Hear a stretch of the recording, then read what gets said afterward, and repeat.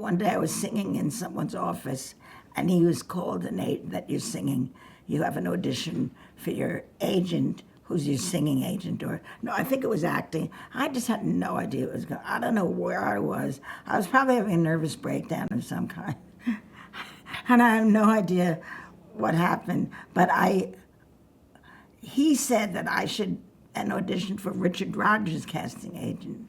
So I did that. That was my second audition, and I got a part in a big hit Broadway show that Barbra Streisand was just in for a little while. She did it for a few months, and I got her understudy to be her understudy. Is that I Can Get It For You Wholesale? I Can Get It For You Wholesale. So she was in that, and then she was going away for a while, and that's the part I got. So when she finished, the show would what they call stop.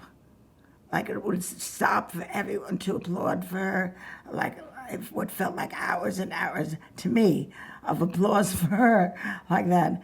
And so then she went away and I got to do it. And when the song finished, when I did it, nobody knew it was over. So nobody did anything, it was just like that. And then that was it. And then I did another Broadway show right after that, and then nothing ever done.